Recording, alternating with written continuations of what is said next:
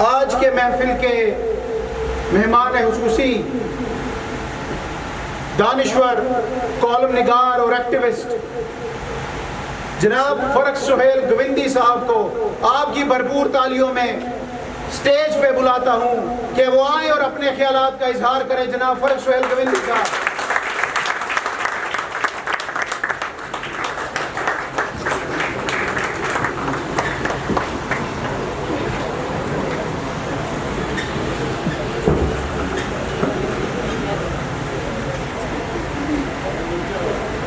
جموں و Kashmir workers party کے سربراہ جناب مخدوم عالم صاحب، آفاق پارٹی کے کارکن ساتھیوں، میری بیٹیوں، بہنوں، بھائیوں، نوجوانوں، السلام علیکم.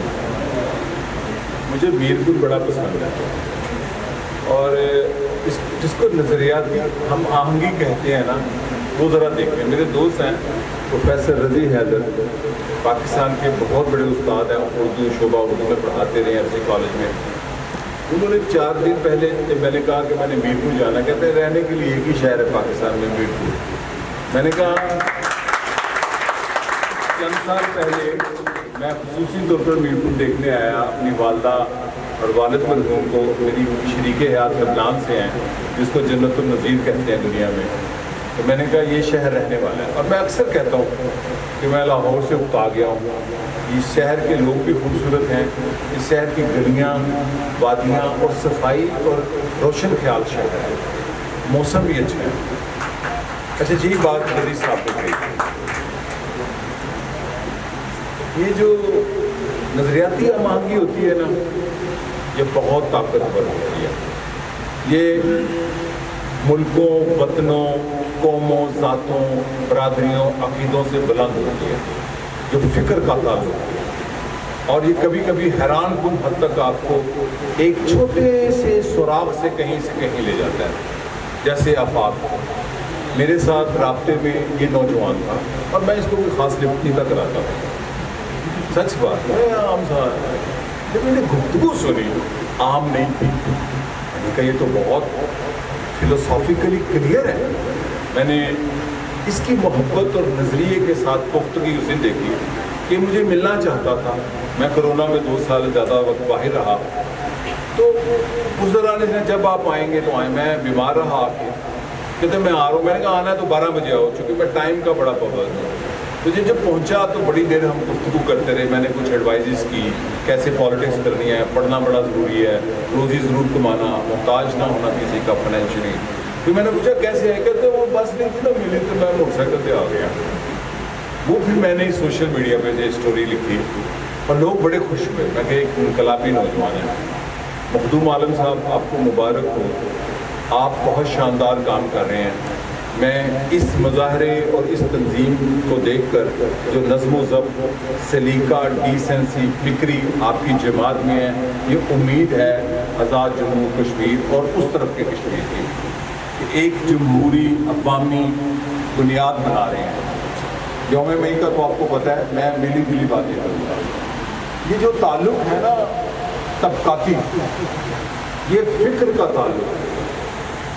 کارل مارکس مزدور نہیں تھا، لینن مزدور نہیں تھا، مڈل کلاس کا تھا، لیکن انہوں نے پوری زندگی محنت کشوں کے لیے وقت دیا. انسانی تاریخ میں جو پہلی ہڑتال ہوئی وہ اہرام مصر بنانے والوں کا پتہ چلتا ہے کہ انہوں نے اسٹرائک کیا.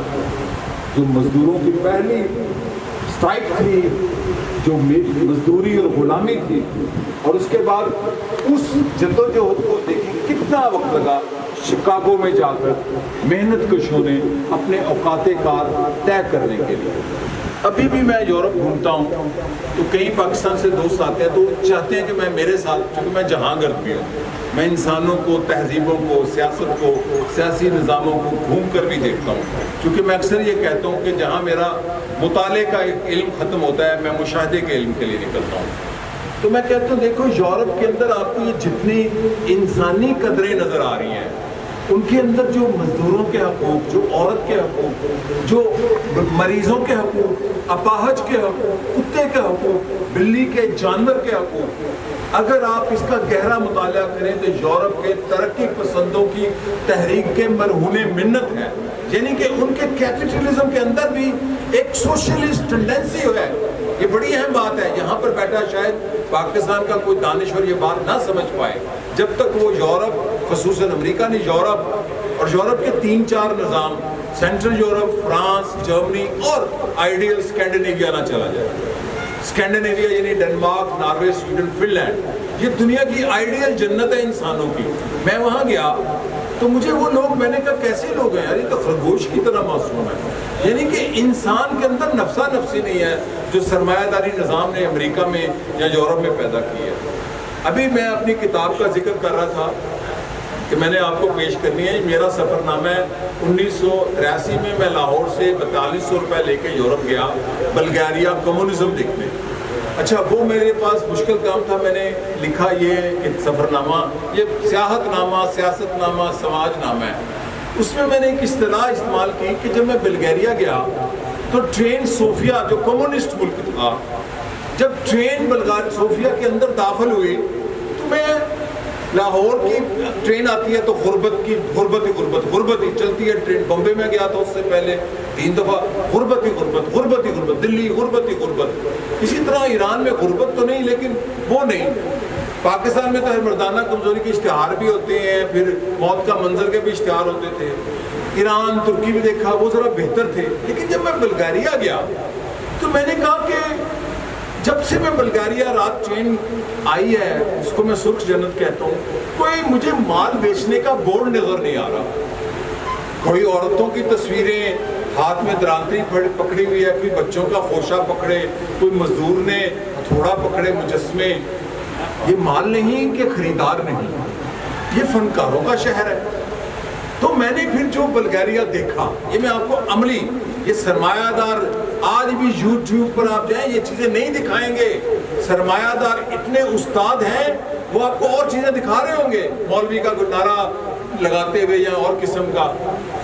میں یہ بڑی سنجیدہ بات کروں. سوشل میڈیا جس کو بڑا ٹول سمجھے بیٹھے، آج ہی میں نے لکھا ہے کہ سرمایہ داری نے یہ لوگوں کو گمان کر دیا ہے کہ وہ گھر میں بیٹھے بٹن سے انقلاب لے آئیں گے. نہیں، ہمیں انگیج کر دیا. انقلاب سڑک پر آئے گا. جو آپ نعرہ لگا رہے تھے کہ گلیوں اور کھلیانوں میں جدوجہد کیے گئے، ہمارے جو نوجوان تھے ایک انسٹرومنٹ ہے. تو میں نے جب وہ بلغاریہ کمیونسٹ دیکھا، لوگ نماز بھی پڑھ رہے ہیں، مسجد بھی آباد تھی. میں یہاں سے سن گیا تھا مسجدوں پہ تالے ہیں، پھر جیسے بھی لوگ نکل رہے تھے سینیگاگ سے بھی نکل رہے تھے. لیکن کوئی میں نے دیکھا نفسا نفسی پرسکون نہیں ہے، پرسکون لوگ، بوڑھے لوگ بینچوں پہ بیٹھے ہیں، پارکوں میں بیٹھے ہیں، نوجوان کیفے میں بیٹھے ہیں. ایک منی بس دیکھی، یہ پوری میں نے اس کتاب میں لکھا ہے، یہ پڑھنے والی کتاب ہے.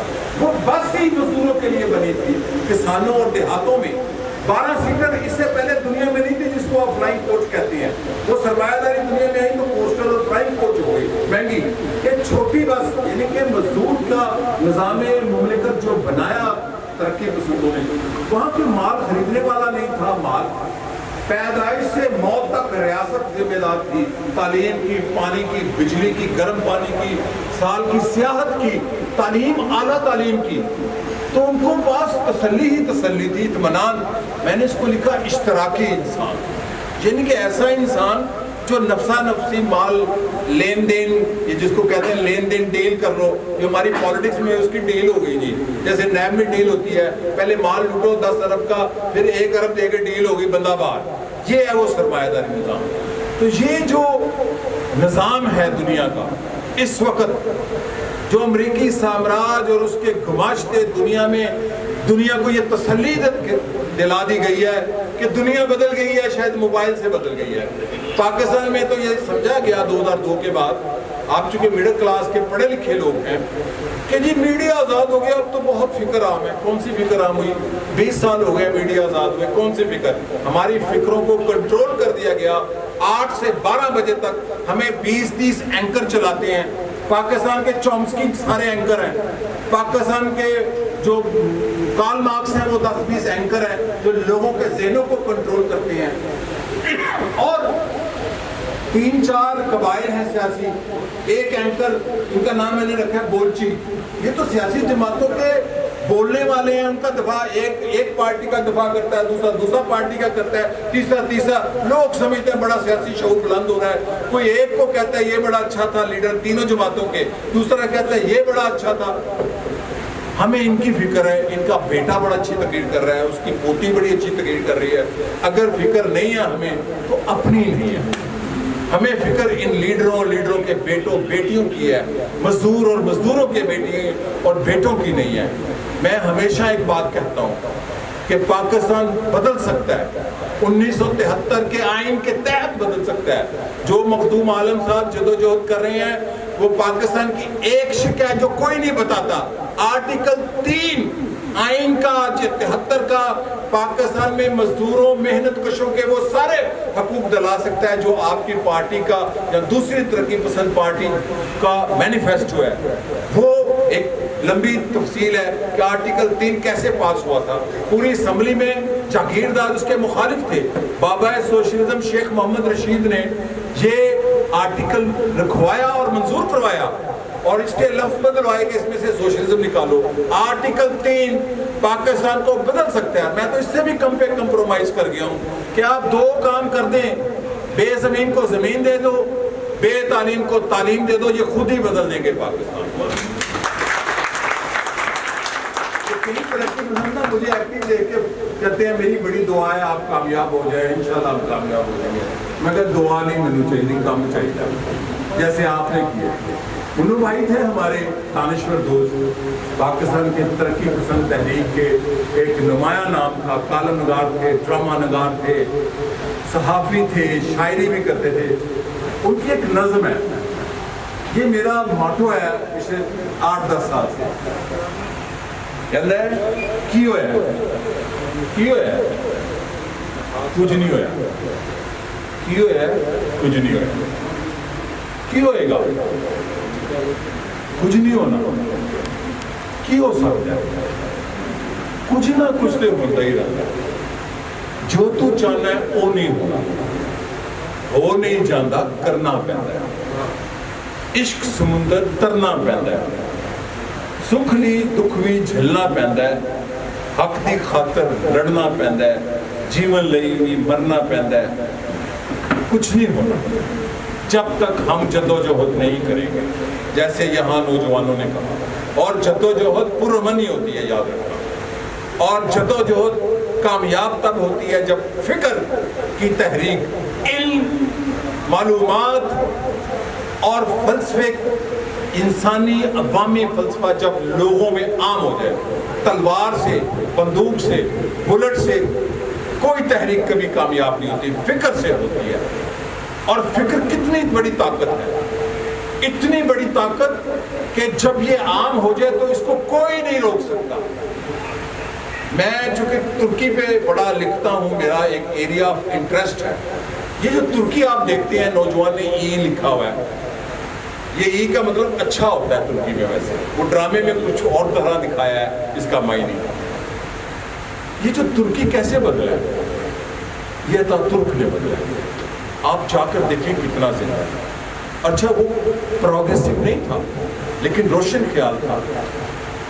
آپ کو ایک راز کی بات بتاؤں, جس چی گویرا کو ہمارے دنیا بھر کے ترقی پسند آئیڈیلائز کرتے ہیں, جو دنیا کے نوجوانوں کا آج بھی ہیرو ہے, جب وہ مرا اس کو قتل کیا امریکی CIA نے, تو اس کے بیگ سے جو کتاب نکلی تھی وہ نطق تھی.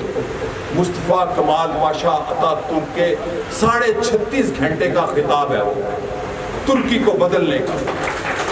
ترکی کے اندر قرآن پاک کے بعد سب سے زیادہ پڑھی جانے والی جو کتاب ہے نطق ہے. اس کے اندر ایک مسلم معاشرے کو روشن خیال, کامیاب معاشرہ, کامیاب ریاست بنانے کا پورا فلسفہ زیر بحث ہے, جو انہوں نے اپنی پارٹی کی نئی جماعت ملک بننے کے بعد یعنی کہ آزادی لینے کے بعد کیا.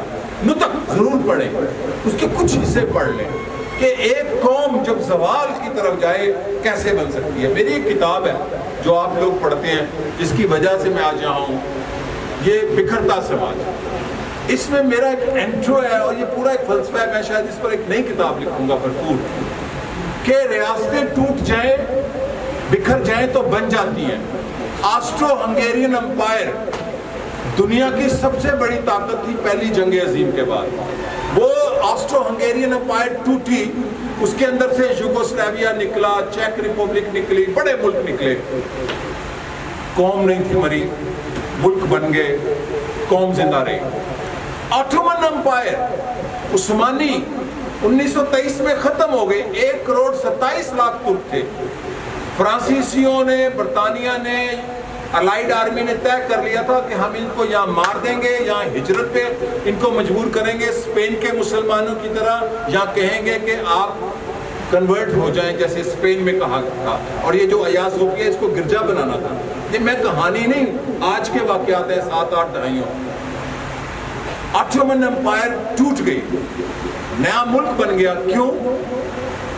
سماج زندہ تھا. Soviet union, socialist republic of Soviet union, روس ٹوٹ گیا, سماج نہیں ٹوٹا, بن گیا. پاکستان کی صرف ریاست نہیں بکھر رہی, سماج بری طرح بکھر گیا. سماج اس بری طرح بکھرا ہے, اور جب سماج بکھر جائے اس کو بنانا مشکل ہے. ممکن کوئی کام نہیں ہے, اور یہ مشکل کام مخدوم عالم جیسے, آپ جیسے, نغمان جیسے, یہ میری بیٹیاں جو آج اتنے شعور سے تقریر کر کے گئی ہیں, مجھے خوشی ہوئی ہے کہ وہ شمع جو منو بھائی, حسن ناصر, رضی حیدر اور دوسرے ترقی پسند دانشوروں نے, شاعروں نے, ادیبوں نے پاکستان میں, فیض احمد فیض نے, حبیب جالب نے جو شمع جلائی تھی, اس شمع سے نئی شمع جلی ہے. اور یہ جو کشمیر ہے, میرا تو بڑا عشق ہے. میرے ایک دوست ہے کروشیا میں, وہ ایک ترقی پسند دانشور ہے, اور ان کا پبلشنگ ہاؤس ہے میاں بیوی, ان کا نام کشمیر ہے. میری بیگم اور میں نے ان سے پوچھا آپ کا نام کشمیر کیوں ہے؟ اچھا, انہوں نے 2 بڑی دلچسپ باتیں سنائی جو لاہور والوں کو بھی بڑی پسند آئی, میں اپنی کتاب میں لکھ رہا ہوں. کہتے ہیں میری جو والدہ اور والد جب ان کا افیئر چل رہا تھا کروشیا میں, تو وہ ایک فلم دیکھنے گئے تھے ان دنوں جوانی میں, جو کشمیر سے متعلق تھی ہندوستان کی, اور اس کا نام وہ کشمیر کی کلیاں کچھ نام تھا. تو جب میں پیدا ہوا تو میری والدہ اور ان کی والدہ نے جب شادی کر لی تو بیٹے کا نام کشمیر رکھا. میں بھی نام چیک کر رہا تھا کہ پورا نام کیا ہے. پھر اس نے کہا you know Farooq what is لورکا؟ ایک بڑا ترقی پسند. میں نے کہا Lorca was a renowned progressive poet, leftist. کہتے ہیں یس, نام ہے بلکان کے خطے میں, یورپ کے جو بلغاریہ, یوگوسلاویا, چیک, یہ جو پورا خطہ ہے روس تک. کہتے ہیں یہاں پہ جو خانہ بدوش ہے نا, جو آپ کے پنجاب اور سندھ سے آئے ہیں, جتنے جپسی ہیں, یہ تو پنجاب اور سندھ اور راجستھان سے گئے ہیں نا. جب موسم بہار آتی ہے تو یہ کہتے ہیں لورکا, لاہور کی ہوا. لاہور کے خوبصورت ہوا کا نام انہوں نے وہاں دیا ہوا ہے, اس کو لورکا کہتے ہیں. تو کشمیر اور لورکا یہ بہت میرا تو انس ہے, رومانس ہے ان چیزوں سے. اور کشمیر کشمیریوں کا ہے, کشمیر کشمیریوں کا ہے. یہ کسی سامراجی, کسی ایکسپینشنسٹ, وہ ہندوستان ہو, وہ امریکہ ہو, وہ امریکہ کے پٹھو ہوں, ان کا نہیں ہے. وہ فیصلہ نہیں کرنے کا حق رکھتے. کشمیر کا فیصلہ کشمیریوں نے کرنا ہے. یہ دنیا کا ایک طاقتور خطہ ہے, اور یہ ایک نازک خطہ بھی ہے. یہ نیوکلیر نیکلس کے گرد ایک خطہ ہے. ہندوستان, پاکستان, چین اور کسی حد تک روس, دنیا کی 4 ایٹمی طاقتوں کا درمیان کا یہ خطہ ہے. اور یہ تحریک تب کامیاب ہوگی جب کشمیر کے لوگ اس کو ایک قومی ایشو بنا کر, جیسے فلسطین کا ایشو. میرے فلسطینی دوست ہیں بڑے بڑے. ابو جہاد کی بیٹی میری دوست بنی, مجھے نہیں تھا پتا ابو جہاد کی بیٹی ہے, جو یاسر عرفات کا استاد تھا, جو بانی ہے ابو خلیل الجہاد. وہ ایک سیمینار میں مجھے 10-20 سال پہلے ملے. ان کی فلسطین کی تحریک کتنا جبر ہے, کشمیریوں سے بھی زیادہ ہے. کیسے زندہ ہے؟ جارج حباش اور یاسر عرفات, مسلمان اور کرسچن, حتیٰ کہ یہودی فلسطینیوں کے حمایتی مل کر جدوجہد کرتے ہیں. انہوں نے اس کو قومی تحریک میں بدلا ہے. کشمیر کی تحریک جتنی پرامن ہوگی, جتنی فکر کی بنیاد پر ہوگی, جتنی نظریے کی بنیاد پر ہوگی, اتنی ہی جلدی کامیاب ہوگی. دہشت وحشت سے تحریکوں کو عارضی طور پر ان کا روک ڈالا جا سکتا ہے، کامیاب نہیں ہو سکتی۔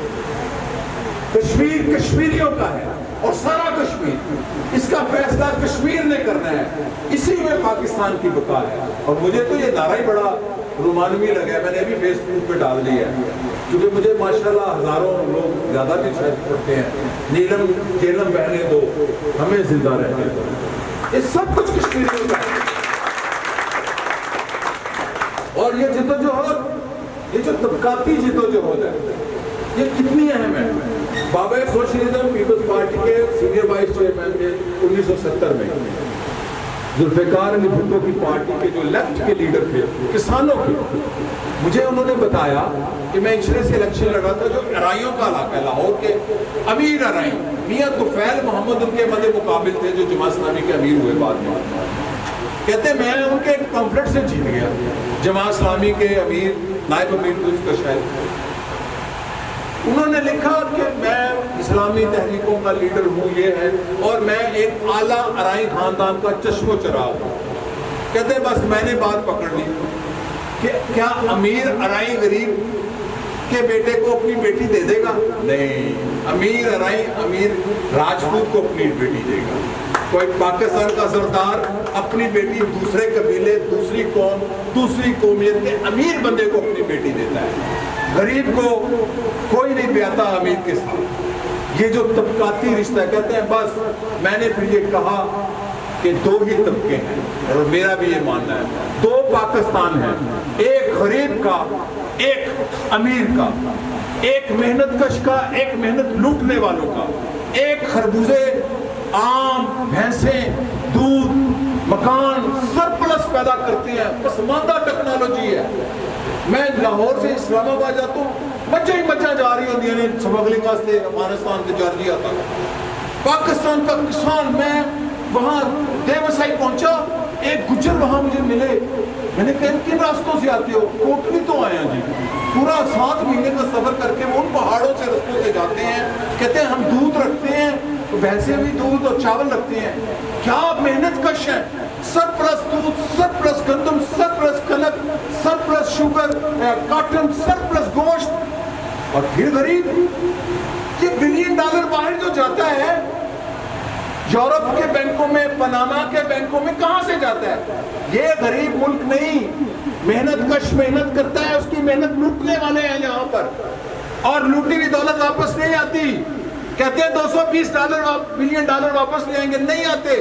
سرمایہ داروں نے، وہ بینک کی ان ممالک نے اس لیے بنائے ہیں کہ دولت لوٹو، تیسری دنیا کے حکمرانوں لوٹ کر یہاں لے آؤ، ہم آپ کو پناہ دیں گے، اور وہ آپ دیکھیں وہی پناہ لیتے ہیں، کوئی دبئی میں، کوئی پناما میں، کوئی ولایت میں۔ یہ ملک پیداوار کرتا ہے۔ یہ 2 پاکستان ہیں، ایک 5% کا، ایک 95% کا، اور پاکستان کے لوگوں، یہ دنیا کی محنت کش قوموں میں سے ہے۔ اگر یہ محنت کش نہ ہو، یہ جیسے فروٹ میں یہاں دیکھتا ہوں، جیسے دودھ کی دکانیں کھلی ہوئی ہیں، جیسے سب لوگ پھر غریب۔ اس لیے ہمارے جو لانگ مارچ ہوتے ہیں، میں دیکھتا ہوں، ابھی ایک شہزادی لانگ مارچ کر رہی تھی، اسلام آباد جا رہی تھی، وہ مجھے سے لوگ ناراض ہو جاتے ہیں، 4 اس کے غلام تھے، سر پہ ہاتھ رکھتے تھے کہ پل نہ ٹکرا جائے شہزادی کے سر کو۔ شہزادی پیپسی کولا پی رہی سی، اور لانگ مارچ دیکھ سنا ہے، 10,000 میل کا لانگ مارچ موزے تم کا، ایک مرغی چوری نہیں کی کسی اس ریڈ آرمی نے، اور انقلاب برپا کر دیا۔ مجھے تو پاکستان میں سیاسی اصطلاحوں کے ساتھ مذاق بنا دیا، لانگ مارچ، انقلاب، انقلابی قیادت، کوئی بچی نواسی آ رہی، وی بنا رہی ہے، فلاں ماں کی طرح لگتی ہے، فلاں بابے، وہ یار ہم ان کے لیے زندہ ہیں۔ وہ ویسے بوڑھوں نے فقیر نہیں رکھے ہوتے کہ بچے کیتے ہوتے ہیں، ان لیڈروں نے باپ کے بچے کر دیتے ہیں، اے بچے جا کے ووٹ منگیں گے، پیو اگر لگ دی ہے، اے نماں اگر لگ دی ہے، بائی گاڈ سیریسلی کہہ رہا ہوں، بالکل وہی مینٹیلٹی ہے۔ پیچھے ماں پیو بیٹھے ہیں، میں سیال کوٹن نارو والوں آئی ہیں، وہ بچے خراب مانگ رہے ہوتے ہیں، بالکل وہ موروثیت، خاندانیت، یہ جاگیرداری سے زیادہ خطرناک، یہ توہم پرستی مذہب کی نہیں، سیاست کی توہم پرستی ہے، دیوتی اور دیوتا بنا دیا گیا ہے، اور اسلام کا جو سب سے سنہرا اصول ہے وہ شرک ہے۔ اور دوسرا اصول دولت کا ارتکاز ہو رہا ہے. جدوجہد ووٹ کی ہو رہی ہے, لنگ فیکٹریاں رہی نے نہ کبھی کوئی میلے چ گیا ہے کہ پتر ارباں روپے بن گئے. وہ کہاں سے آئے؟ میرے پاس تو نہیں ہے. میں تو اپنی محنت کر کے آتا ہوں, اپنی محنت سے جدوجہد کرتا ہوں, اپنی محنت سے سیاست کرتا ہوں, اپنی محنت کا سیاست پر لگاتا ہوں جیسے آفاق لگاتا ہے, آپ لگاتے ہیں. اور کوئی انقلابی نہیں ہو سکتا این جی او والا فنڈ سے. انقلابی وہی ہے جو اپنا روزگار خود کماتا ہو, وہ انقلابی ہوتا ہے. انقلابیوں کی تاریخ پڑھنی ہے, مارکس ہو کوئی ہو, جو اپنی کاشتکاری کرتا ہے, قلم سے کرے, مزدوری کرے, دکان چلائے, نوکری کرے, انقلابی وہ ہے. میں نے بھی افاق کو یہی کہا تھا کہ اپنا رزق کمانا, تعلیم حاصل کرنا اور انقلاب کرنا. آج پاکستان میں ایک ویکیوم ہے, خلا ہے. نوجوانوں, میرے بیٹیوں, بیٹوں, بھائیوں, آپ جیسے آگ جنگل میں لگتی ہے نا, ایک ارتعاش کی ضرورت ہے. ایک فلسفے کے آج کے حالات کے مطابق ایک پروگریسو پاکستان چاہیے. نہ ہمیں نیا پاکستان چاہیے, نہ پرانا پاکستان چاہیے.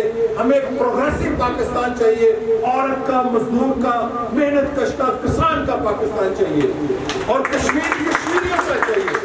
جیسے بچی نے کہا اپنا ملک تو ہندوستان چلا نہیں سکیا, پاکستان اپنے عوام کو کمی ساڑھی اور آزادی لے کے دیں گے. دنیا کی لارجسٹ ڈیموکریسی, بارڈر امریکہ کی لارجسٹ ڈیموکریسی اور لارجسٹ پاورٹی ہے دنیا کی ہندوستان. دنیا کا سب سے زیادہ غریب ہندوستان میں رہتا ہے. کہتے ہیں جی لارجسٹ ڈیموکریسی. دنیا کے سب سے زیادہ قاتل اور ڈاکو اور کرمینل ہندوستان کی پارلیمنٹ کے ممبر ہیں. آپ جا کے دیکھیں, گینگ لینڈ ڈیموکریسی. اور یہ جمہوریت اگر کہتے ہیں یہ ووٹ کا تسلسل ہونے دو, میاں نواز شریف کے بندے سے لوگ سمجھانے دیں. ووٹ کا تسلسل ہوتا تو ہندوستان بدل جاتا. تسلسل نہیں, یہ ساری جماعتیں ایک دوسرے کا تسلسل ہے. ہمیں اس تسلسل کو توڑنا ہے. اس تسلسل کو توڑ کر قائد اعظم کا پاکستان, اقبال کا پاکستان جو کہتا ہے اپنی دنیا پیدا کر, ہمیں اپنی دنیا پیدا کرنی ہے. یہ پاکستان ہمارا ہے, یہ کشمیر کشمیریوں کا ہے. کشمیر فیصلہ کرے گا, کشمیری فیصلہ کریں گے کیسے رہنا ہے, کس طرح رہنا ہے, کہاں رہنا ہے. اور کیسی آزادی جو میری بیٹی نے بتائی, آزادی ملک بنانے سے نہیں, پاسپورٹ حاصل کرنے سے نہیں ہوتی. آزادی پاسپورٹ بنا کر سفر کرنے سے بھی نہیں ہوتی. مجھے کتنی آزادی ہے مجھے پتا ہے, کتنے سن رہے ہیں, کتنے لکھ رہے ہیں, کتنے پہنچا رہے ہیں. مجھے پتا ہے میں کتنا آزاد ہوں, کتنا بول سکتا ہوں, کتنا لکھ سکتا ہوں, کتنا کما سکتا ہوں. جو کما لوں وہ کتنا گھر لے جاتا ہوں, یہ مزدور سے پوچھیں. اس کو تو اس کی مزدوری پوری نہیں ملتی. مجھے ایک دفعہ الیکشن کیمپین میں اعتداد حسن کے صاحب کے حلقے میں گیا تو بھٹا مزدور تھے اس حلقے میں. میں نے ان کے لیے تقریر کی, کہتے آپ نے یہاں نہیں تقریر, میں کہ یہاں بھٹا مزدور ہے. وہ آپ لاہور, جو لاہور کا پاکستان کا امیر شہر ہے, ذرا جہاز سے اس کو دیکھیں. میں نے اس تقریر میں اس وقت بتایا, ابھی بھی ویسے ہے. اس بڑے لاہور کے گرد ایک غلامی کی لکیر ہے جو بھٹا مزدوروں کی, بھٹوں کی شکل میں ہے, جو 5000 سال سے, جب سے مہنجو داڑو جس کو فخر کرتے ہیں کہ اینٹوں کا بنایا ہوا شہر تھا, بیٹیاں بیوی خود غلام. لاہور جیسے شہر کے ارد بٹے کہتے بلوچستان بڑا مظلوم ہے.